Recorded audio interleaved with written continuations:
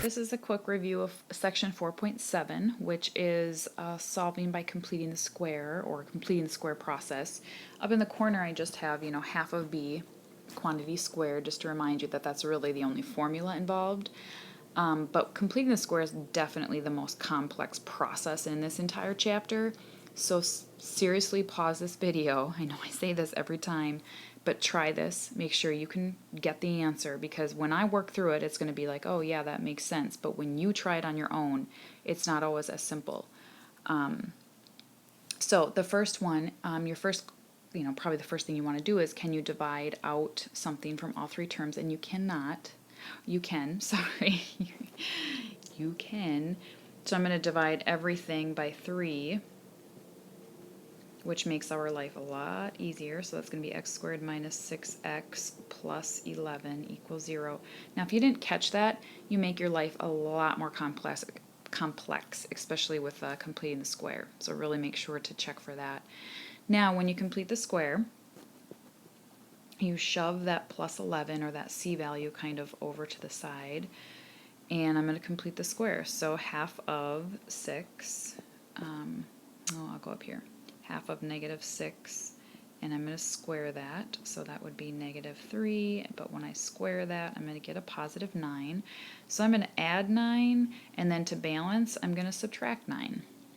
And I'm going to put this in parentheses, because that's the point of completing the squares, to come up with that perfect square trinomial, so that you can factor down to the perfect square binomial. So now x minus 6x plus 9 factors down to x minus 3 quantity squared, or x minus 3 times x minus 3, and then negative 9 plus 11 is plus 2.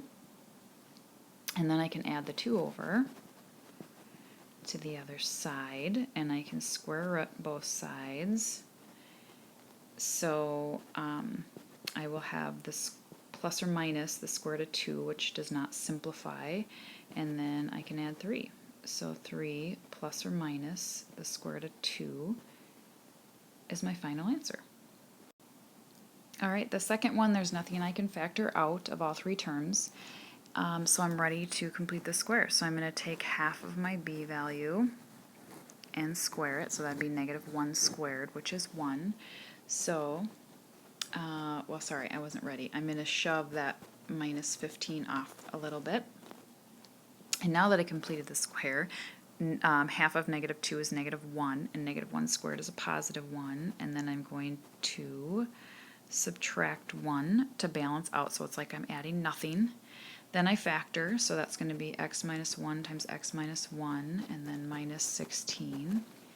And then you add 16 over to the other side, square root both sides, and the square root of 16, of course, is plus or minus, but it's 4. So I'm going to have 1 plus or minus 4, and you will never leave your answer like that, because you can take it further. So 1 plus 4 is 5, and 1 minus 4 is negative 3. Alright, we'll end with the doozy. Write in vertex form. Make yourself a note. It's really completing the square, except for we have a y instead of a 0, but the process doesn't change. So can I divide everything by any negative 3? And no, I can't. So what I want to do first, as always, is shove that negative 1 way off to the side. And then remember, to complete the square, a has to be 1, so I need to factor out a negative 3, which will leave me with x squared minus 2x, and then I still have that minus 1. And now I'm going to go ahead and complete the square, so I'm going to take half of b, which is negative 2, and square that, and that's negative 1, and negative 1 squared is positive 1. So I'm going to add 1 here, and then I'm going to be really careful, and this is what makes this so tricky. I'm really adding a negative 3, because negative 3 times 1 is negative 3. So if I'm really adding negative 3, or minusing 3, right, I need to add 3 to balance it out. So I'll say that again. This is really a negative 3, so I have to add 3 to balance that out. And then, of course, I'm to the factoring process. So x squared minus 2x plus 1 factors down to x minus 1 squared. 3 minus 1 is plus 2. and that is in vertex.